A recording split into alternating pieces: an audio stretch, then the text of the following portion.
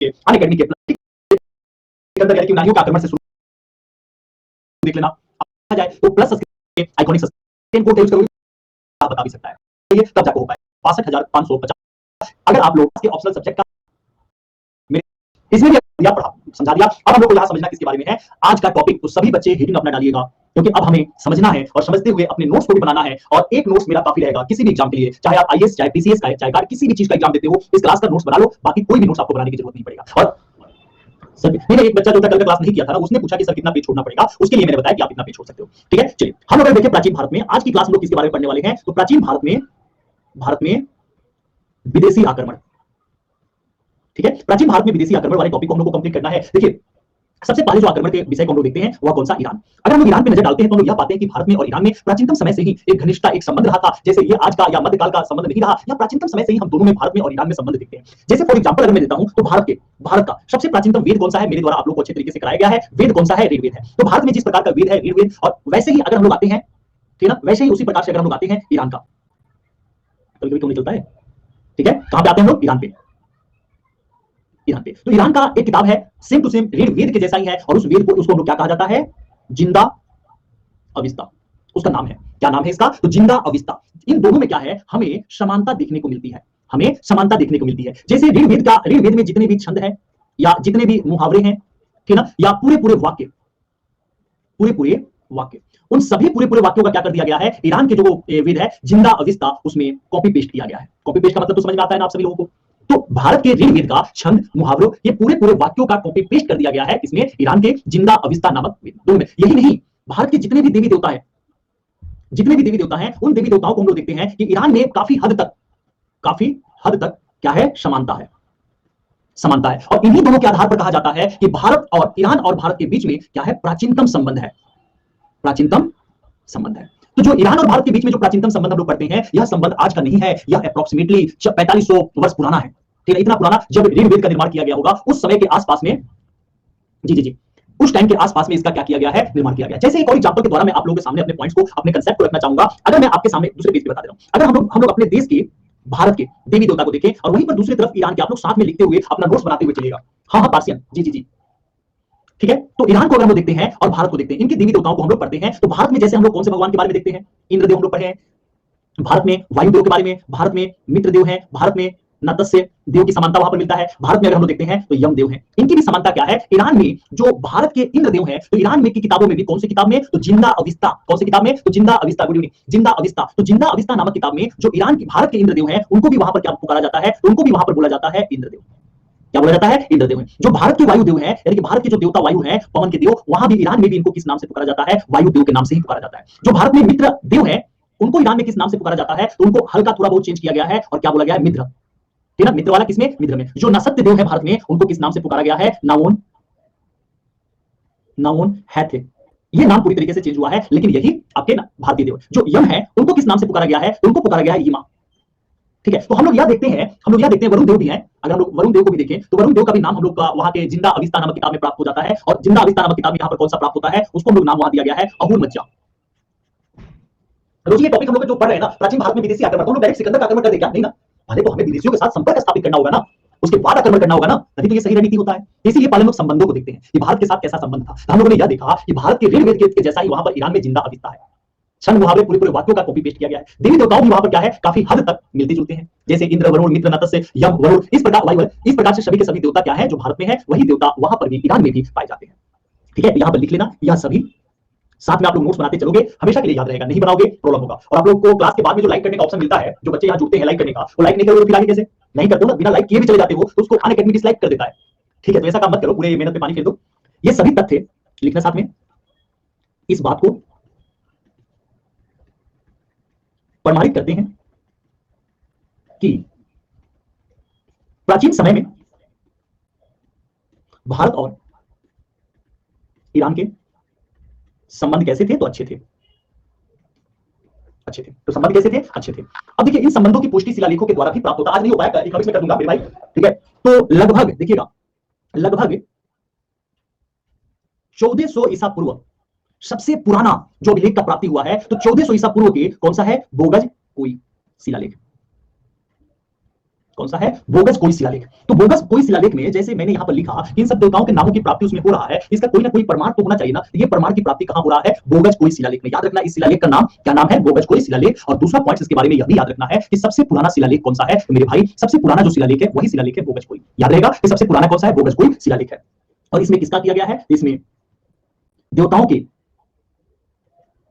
के नामों का उल्लेख है। इसमें देवताओं के नामों का उल्लेख किया गया है। ठीक है, तो आपसे पूछा जाए देवताओं के नाम का उल्लेख, तो आप बोल सकते हैं, बता सकते हैं बोगस कोई। हाँ, बोगस कोई शिलालेख में किया गया है। एक बात और आप लोगों को जानकारी के लिए मैं बता दूं कि जो ईरान के लोग थे उन लोगों के द्वारा स का उच्चारण, किसका उच्चारण? स का उच्चारण नहीं किया जाता था, उच्चारण कम करते थे। ठीक है, यह स का उच्चारण क्या है? कम करते थे। और श के स्थान पर, अर्थात इसके स्थान पर यह लोग किसका उच्चारण किया करते थे? ह का। स के स्थान पर यह किसका उच्चारण करते थे? ह का उच्चारण किया करते थे। अभी आएंगे ना कि सिकंदर ने भारत पर आक्रमण क्यों किया, पूछ रही हो, तो मैं अभी बताऊंगा ना क्यों किया, उसके बारे में बताऊंगा। अब जैसे एग्जांपल देखिएगा, अभी सिकंदर पे हम लोग नहीं आए हैं, अभी हम लोग संबंध स्थापित कर रहे हैं। तो हम लोग अगर यहां देखते हैं कि सप्त सिंधु प्रदेश यही मिलता है ना, तो ईरान के लोग इसको क्या बोलेंगे? ईरान के लोग इसको बोलेंगे हप्त हिंदू प्रदेश। यहीं से जो सिंधु शब्द आया वह क्या पड़ गया? बट तो मिसमैच हो जाएगा ना, तो मिसमैच हो नहीं रहा है, हो रहा है ना। जैसे सप्त सिंधु प्रदेश, तो सिंधु को इन लोगों ने क्या नाम दे दिया? हिंदू प्रदेश का नाम दे दिया। दूसरा अगर देखा जाए जो सोमदेव है, ठीक है, जो सोमदेव है, तो सोमदेव को ये लोग क्या बोला करते थे? होम देवता। क्या बोला करते थे? होम देव बोला करते थे। यही तो मिसमैच हो जाता है इन लोगों के साथ। तो हिंदू चाहे स का, ये बस आप लोग इतना याद रखिएगा कि ईरान के लोग स के स्थान पर किसका उच्चारण किया करते थे? ह का उच्चारण किया करते थे। अब हम लोग आते हैं थोड़ा बहुत, अब अटैक पे आते हैं, किस प्रकार से अटैक हुआ था उस पर आते हैं और पृष्ठभूमि को हम लोग देखते हैं। सिकंदर के आने से पहले की पृष्ठभूमि पर हम लोग नजर डालते हैं। यहां पर एक साम्राज्य था जिस साम्राज्य को कहा जाता था हक्कामनी। क्या नाम है? हक्कामनी साम्राज्य की स्थापना। हक्कामनी साम्राज्य की स्थापना। अगर हम लोग हक्कामनी साम्राज्य की स्थापना पे डालते हैं, इसका हक्कामनी साम्राज्य की स्थापना किसने किया था? तो साइरस। ये अनअकैडमी पे आज हो क्या रहा है भाई, वर्ड क्यों छूट रहा है इतना? किसके द्वारा किया गया था? साइरस प्रथम ने किया था। ठीक है ना, साइरस प्रथम ने किया था। और हक्कामनी साम्राज्य की स्थापना हुआ कब था? तो ये हुआ था 558-53 ईसा पूर्व में। कोई एक्यूरेट डेट नहीं पता होता है, इसीलिए 558-53 ईसा पूर्व में इसकी स्थापना माना जाता है। देखिए साइरस प्रथम ने 5 वर्षों में ही, अब कहानी आप लोग समझते हुए चलिएगा क्योंकि ये कंसेप्ट आप लोग को किताबों में जल्दी नहीं मिलता है। और हाँ हेलो, ये जल्दी आप लोग को किताबों में नहीं मिलता है, और जब आप लोग को किताबों में जब आप लोग को नहीं मिलता है तो आप लोग कंफ्यूज रहते हैं। ठीक है, सिकंदर जैन लोगों के पीछे की कहानी, ईरान का, हाँ ईरान का, तभी तो ईरान की कहानी में बता रहा था ना, बेबीलोनिया के बीच में जो व्यापार हो रहा था, बेबीलोनिया की सभ्यता वाला, तो वहीं पर हक्कामनी साम्राज्य की स्थापना हुआ था। और हक्कामनी साम्राज्य की स्थापना किसने कराया था? किसने किया था? तो साइरस प्रथम के द्वारा इसकी स्थापना किया गया था। अब देखिए 5 वर्षों के अंदर में ही जो साइरस प्रथम था, इस साइरस प्रथम ने बैक्ट्रिया राज्य है ये, ठीक है, दूसरा मीडिया, यह भी राज्य है, मीडिया राज्य, या बेबीलोनिया और असीरिया, इन सभी राज्यों पर इसके द्वारा क्या हो गया? कब्जा कर लिया। ठीक है ना, इन सभी राज्यों पर इसके द्वारा कब्जा कर लिया गया। मतलब जो साइरस प्रथम था ना, यह साइरस प्रथम एशिया का सबसे शक्तिशाली राजा था। ठीक है ना, क्या आप बोल सकते हैं, क्या आप यहां पर लिख सकते हैं कि साइरस प्रथम जो था, अभी सिकंदर के पहले की कहानियां चल रही है, सिकंदर जिसके बारे में सुनकर बड़ा हुआ, जिसके बाद मतलब सिकंदर ने जिसकी प्रतिभा से प्रभावित होकर उसके जैसे बनने का प्रयत्न किया था, वही यह है साइरस। जब वह अरस्तु के साथ बैठकर शिक्षा लेने का काम करता था तो उसके माइंड पर साइरस का ध्यान जाता, उसकी कहानियां पढ़ता, किस तरीके से उसने जीता राज्यों को, ये सारी चीजों को वो करता था। और उसी से प्रभावित होकर, ठीक है, उसी से प्रभावित होकर उसने क्या किया? एक मिनट में देना, उसी से प्रभावित होकर यह विश्व विजेता बनने के बारे में सोचा था। तो वह कौन सा है? वह साइरस है। कौन सा है? साइरस है। हम यहां पर साइरस प्रथम को लिख सकते हैं, साइरस प्रथम को बता सकते हैं कि यह एशिया का सबसे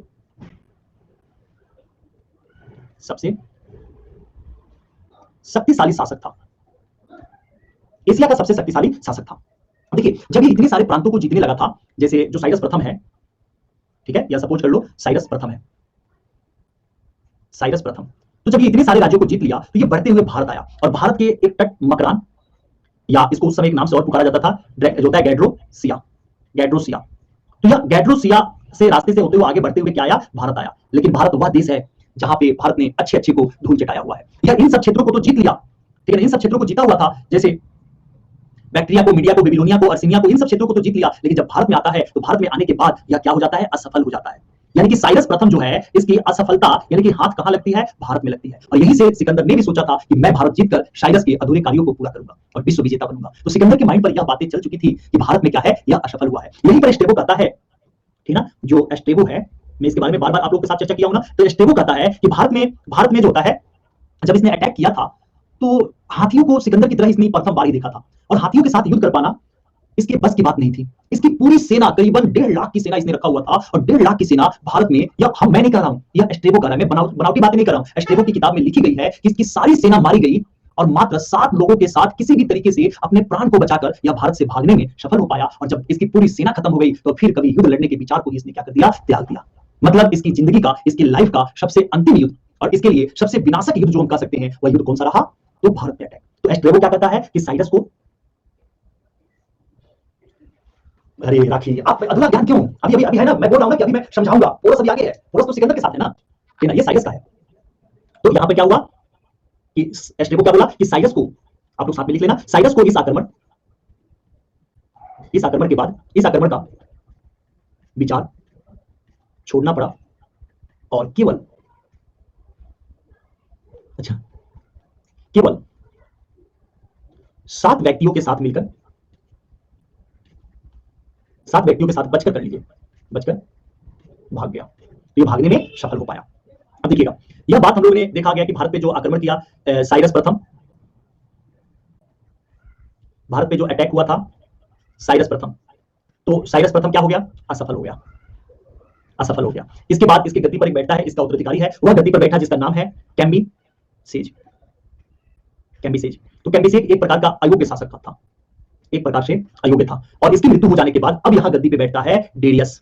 कौन गद्दी पे बैठा था? डेरियस, जिसको हम लोग दारा प्रथम भी कहते हैं, प्रथम के नाम से भी जानते हैं। तो अब यहाँ पे कौन बैठता है? डेरियस बैठता है। और राखी, अब डेरियस वाली बातें आप पोरस कर रही थी, ठीक है ना? तो डेरियस का शासनकाल कब से माना गया है? तो 532 से लेकर 486, कितना? 532 से लेकर 486 बीसी तक माना गया है। लेकिन अगर हम कहते हैं कि 400 बीसी तक जो माना गया, इसके एविडेंस में हमें क्या क्या प्राप्ति होता है जिसके आधार पर हम बोल सकते हैं? तो यह एविडेंस यहां मिलता है, बेहिस्तून अभिलेख। एक अभिलेख मिलता है जिसका नाम क्या है? बेहिस्तून अभिलेख। अभिलेख, और बेहिस्तून अभिलेख कंधार से प्राप्त हुआ था। कहां से प्राप्त हुआ था? कंधार से, और इसमें डेरियस प्रथम के बारे में बताया गया है। फिर एक और अभिलेख की प्राप्ति होती है, और वह कौन सा है? पर्सीपोरस या पोलिस, पर्सीपोलिस अभिलेख। और पर्सीपोलिस अभिलेख की प्राप्ति कहां से हुई है? पंजाब से।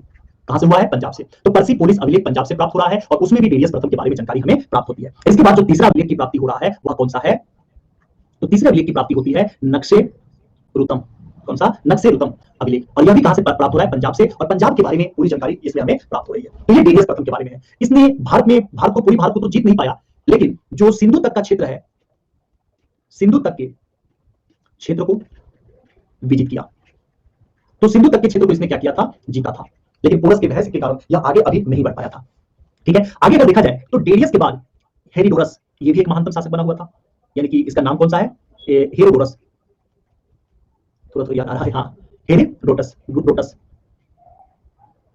ठीक है। तो डेरियस के 20 प्रांतों का जो हेरोडोटस था, हेरोडोटस कहता है कि, सॉरी, हाँ, हेरोडोटस इतिहासकार है। तो हेरोडोटस कहता है कि डेरियस के टोटल 20 प्रांत थे, समझिएगा, डेरियस के टोटल 20 प्रांत थे, और उस 20 प्रांतों में से सबसे आखिरी जो प्रांत था वह भारत का था, और भारत का कौन सा क्षेत्र था? तो सिंध था। इस आधार पर यह अनुमान लगाया गया, हाँ, हेरोडोटस, जी जी बिल्कुल, तो वही इतिहास का पिता। तो हेरोडोटस ये कहता है कि डेरियस के पास जो 20 प्रांत है, उस 20 प्रांतों में से सबसे अंतिम जो प्रांत है वो भारत का प्रांत है, अर्थात भारत को डेरियस के द्वारा सबसे अंतिम में जीता गया था, ठीक है ना? तो हेरोडोटस ने क्या बोला है? डेरियस के 20 प्रांतों में, 20 प्रांतों में भारत का प्रांत आखिरी है, ठीक है ना? तो ये टोटल पॉइंट्स किसके बारे में हो गया? आपको हेरोडोटस के बारे में। अब देखिए, अब जो ये यहां पर डेरियस है ना, तो सबसे अंतिम क्षेत्र तो है भारत, लेकिन ईरान, यानी कि बाकी जो 19 इसके प्रांत है, उन बाकी 19 प्रांतों में से सबसे ज्यादा जो मनी देने का काम करता था वह एक, ये भी कहा जाता है, हेरोडोटस यह भी कहता है कि देखो 19 प्रांत मिलकर जितना मनी नहीं दे पाते थे, उससे दुगुना अकेले जो है वह सिंध से प्राप्त होता था मनी डेरियस को। आपको इस बात को जानकर आश्चर्य होगा कि जो भारतवासी थे, इन भारतवासियों के द्वारा, ठीक है, भारतवासी जो है, यह भारतवासी 250 मन सोना दिया करते थे। अभी का नहीं, यह बातें अप्रोक्सीमेटली 4500 वर्ष पुरानी बातें हो रही है, या हम ये कह सकते हैं 10 लाख पाउंड।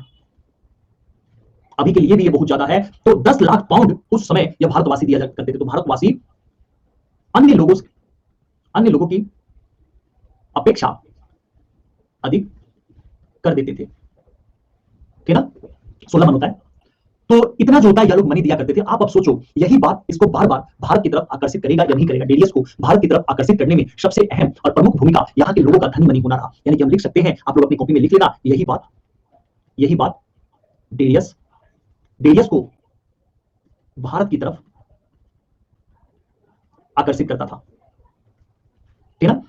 और इसीलिए यह भारत को जीतना चाहता था, ठीक ना। लेकिन इसी समय मकदूनिया के जो शासक हैं वह सिकंदर। देखिएगा, एक तरफ कौन सा है, डेरियस है, और दूसरी तरफ मकदूनिया का अब कौन आ जा रहा है, सिकंदर आ जा रहा है, ठीक है। यह सिकंदर भी भारत जीतना चाह रहा है और डेरियस भी भारत जीतना चाह रहा है। अब आगे हम लोग देखना चाहेंगे कि इसमें जीतता कौन है, ठीक है। हमें पता है कि सिकंदर और डेरियस के बीच में युद्ध होगा, इसमें जीतेगा कौन, तो सिकंदर पराजित होता है, सॉरी डेरियस पराजित होता है, और सिकंदर इस युद्ध में क्या है, जीत जाते हैं। तो सिकंदर इस युद्ध में जीते हुए थे, ठीक है। चलिए, कुछ बातें अभी इन दोनों में युद्ध हो और सिकंदर की उत्पत्ति हो, उससे पहले हम लोग को यह जान लेना होगा कि भारत और, लिखना आप लोग, इस समय तक भारत और ईरान के परस्पर संबंध अच्छे हो गए थे, ठीक है ना। तो अगर ये परस्पर जो संबंध हुआ था यह अच्छा हो गया था, इसका कोई ना कोई प्रमाण तो होना चाहिए। बिना प्रमाण का तो हम ये कह नहीं सकते हैं कि लोगों का। सर ये फिर से बताइए ना, लास्ट वाला कौन सा, ये हो रहा क्या, थोड़ा सा आप लोग को ये तो नहीं हो रहा ना, बफरिंग टाइप का तो नहीं हो रहा है ना, सही तो चल रहा है ना वीडियो।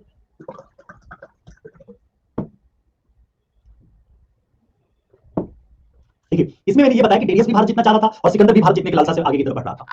तो युद्ध तो होना लाजमी है, और जब दोनों में युद्ध होगा तो जीतेगा कौन, सिकंदर, ठीक है। तो हम लोग सिकंदर जब उत्पत्ति कर देते हैं ना इसको, तब हम लोग दोनों में युद्ध करा देंगे। लेकिन पहले हम लोग को ये जानना है कि भारत और ईरान के बीच में अच्छे संबंध थे, इसका कोई प्रमाण है क्या, ठीक है। हाँ बिल्कुल प्रमाण है। जैसे प्रमाण नंबर फर्स्ट अगर हम लोग देखते हैं, ईरानी सिक्के भारतीय प्रांत में चलते थे, समझिएगा, ईरानी सिक्के भारतीय प्रांत में चलते थे। देखिए, अगर किसी भी प्रांत में मेरा कब्जा है तो मैं अपना सिक्का चलाऊंगा ना। तो अगर भारत के प्रांत में, जैसे सिंध वाले प्रांत में डेरियस का कब्जा अगर हुआ है, तो डेरियस के सिक्के उस प्रांत में तो चलेंगे, इतना तो निश्चित है। तो वही है कि ईरान के जो सिक्के थे वो भारत में चलते थे, और ईरान के सिक्के एक तो सिक्का कौन सा होता था, सोना, और दूसरा जो सिक्का चलता था यह सिक्का कौन सा था, चांदी का सिक्का था। एक बात याद रखना कि जो सोने का सिक्का था ना, उसको सोने का सिक्का नहीं कहा जाता था, उसको किस नाम से जाना जाता था, तो उसको जाना जाता था डारिक के नाम से। किस नाम से, डारिक के नाम से जाना जाता था। और वही भी जो चांदी का सिक्का है, तो चांदी का सिक्का किस नाम से जाना जाता था, सिंगलोई के नाम से। किस नाम से जाना जाता, सिंगलोई के नाम से, या उसको एक और नाम से पुकारा गया है, और वो नाम कौन सा है, वह नाम है सेकल्स। कौन सा नाम है, सेकल्स। तो कभी भी पूछा जाए, अगर आपके पेपर में पूछा जा रहा है कि सबसे प्रथम बार सोने का सिक्का भारत में किसके द्वारा चलवाया गया था, और आपके ऑप्शन में डेरियस दिया गया हो, तो आप किस पर टिक मारिएगा, डेरियस पे कर दीजिएगा। टेनिक्स वाला और उनका जो हम लोग आगे देखेंगे। बफरिंग हो रहा है क्या, सभी का बफरिंग हो रहा है क्या, नहीं हो रहा है ना। हाँ, तो जिसका हो रहा है एक बार ऑफ करके या रिफ्रेश कर लीजिएगा एक बार, हो रहा होगा तो बंद कर देंगे। दूसरा क्या ऑप्शन है मेरे पास, ठीक है। सेकंड पॉइंट अगर हम देखते हैं तो दूसरे पेज पे देख लेते हैं। सेकंड पॉइंट अगर हम देखते हैं तो उत्तर पश्चिम सीमा पर ईरानियों ने, कौन सा वहां पर लिपि चल रहा था ईरानियों के द्वारा, खरोष्टी। कौन सी लिपि है, खरोष्टी लिपि। अगर आप लोगों से पूछा जाए कि खरोष्टी लिपि किस प्रकार की लिपि है, ठीक है ना, प्रचलित थी, तो हमें एक बात पता है कि जो ईरान की लिपि है, वह ईरान की लिपि कौन सा है, एरामाइक है, एरामाइक लिपि। और जो भारत की लिपि है वह भारत की लिपि देवनागरी लिपि हो गई। तो एरामाइक लिपि और देवनागरी लिपि, इन दोनों के मिलने के फलस्वरूप एक नई लिपि का जो होता है विकास हुआ, और वही लिपि कौन सा हुआ, खरोष्टी लिपि हुआ। तो खरोष्टी लिपि में अगर एरामाइक लिपि और आपके देवनागरी लिपि अगर इन दोनों का समावेश है, तो वो देखते हो ना, कभी कभी हिंदी और भोजपुरी दोनों को मिलाते हो तो एक अलग भाषा हो जाता है। अरे हम अपना कमवा कही लिए हैं, अब कमवा जो बोल रहे हो ये तो भोजपुरी हो गया, कही लिए हैं, पूरा हिंदी और भोजपुरी दोनों, भोजपुरी और हिंदी दोनों चला दिए। तो वैसे ही मिलने से क्या हो जाता है, हाँ बिल्कुल है भाई। तो यही आपका एरामाइक लिपि और आपका कौन सा, खरोष्टी लिपि का। तो ये भी एक प्रमाण है। तीसरा प्रमाण अगर देखा जाए तो अशोक के, लिखना साथ में आप सभी लोग, अशोक के स्तंभों की घंटी की आकृति के फलक और सेब या बैल स्तंभ शीर्ष ईरानी मूल के हैं। कौन से मूल के हैं, ईरानी मूल के। जैसे अशोक, इस लाइन को आप लोग समझिएगा कि अशोक ने अपने स्तंभों में जो शेर का, बैल का जो ऊपर इस प्रकार से आकृति स्तंभ लेखकों का प्रयोग किया है, यह कहां से लिया गया है, ईरानी मूल से लिया गया। इस आधार पर भी हम कह सकते हैं कि अच्छे संबंध थे। दूसरा चौथा पॉइंट अगर लिखना हो लिखिएगा, भारतीय दार्शनिकों का ईरानी दार्शनिकों से बहुत ही अच्छा संबंध था, ठीक है। अगर हम देखते हैं चंद्रगुप्त मौर्य के काल में, किसके काल में देखते हैं, हाँ बफरिंग कर रहा है थोड़ा सा, कोई नहीं, अभी प्रमाण लोग की सिर्फ देख ले। चंद्रगुप्त मौर्य के राज्य में जो मंत्री परिषद में अग्नि रखने की परंपरा थी, अग्नि रखने की परंपरा, तो इस अग्नि रखने की परंपरा का भी विकास कहां से किया गया था, या इसका विकास भी, अग्नि रखने का परंपरा का विकास भी कहां से हुआ था, तो ईरान से ही किया गया था। कहां से हुआ था? ईरान से किया गया था। ये सभी हम लोग कुछ क्या देखते हैं कि ईरान से और भारत के बीच में अच्छे संबंध थे, उन संबंधों के बारे में देखते हैं। सर ये थर्ड वाला नहीं है समझ में। थर्ड वाला ये है ना कि अशोक ने जो स्तंभों पे शेर का, बैल का, इस प्रकार की जो आकृति रखे हुए हैं, आप स्तंभ लेख एक बार देखिएगा अशोक का, तो अशोक के स्तंभ लेखों पे जो शेर, बैल इस प्रकार से स्तंभ बनाए गए हैं, चित्रकारी जो किया गया है, यह ईरान से जोता लिया गया है। क्योंकि ये माना जाता है कि अगर जैसे ये क्लासेज मैं अभी करा रहा हूं और मेरे से पहले अगर कोई कराया है तो मैं उसका कॉपी, और मेरे बाद अगर इस तरीके का पॉइंट कोई कराए तो मेरा कॉपी। समझ में आया ना? यही चीज माना जाता है। तो उसी के आधार पर ईरान में पहले से ही उसका प्रयोग किया जाता था और अशोक ने बाद में किया। इस आधार पर यह माना गया कि अशोक ने उनका क्या किया है, कॉपी किया है। बस यही है। समझ आ गया ना? तो इन्हीं के आधार पर हम लोग क्या मानते हैं, ये सारी चीज। अब हम लोगों को क्या पढ़ना है कि भारत पर सिकंदर का आक्रमण, ये टॉपिक हम लोग का चलेगा। भारत पर सिकंदर का और आक्रमण। थोड़ा सा आज बफरिंग कर रहा है, तो अभी की क्लास में हम लोग इतना ही रहने देते हैं, क्योंकि बफरिंग कर रहा आप लोगों को भी प्रॉब्लम हो रहा है और मेरे यहाँ लिखने में भी प्रॉब्लम आ रहा है, क्योंकि बार बार पेन रुक जा रहा है, बफरिंग के समय नहीं लिखा पाता है। तो अभी के लिए इतना ही, सॉरी। हम लोग मिलते हैं कल की क्लास में, जहां सिकंदर के आक्रमण को कंप्लीट करवाकर आगे की क्लासेस हम लोग कर देंगे। सब्सक्रिप्शन लेना हो तो पीके 10 कोड का यूज जरूर कीजिएगा, और जाते हुए जो लाइक का आपको ऑप्शन मिलेगा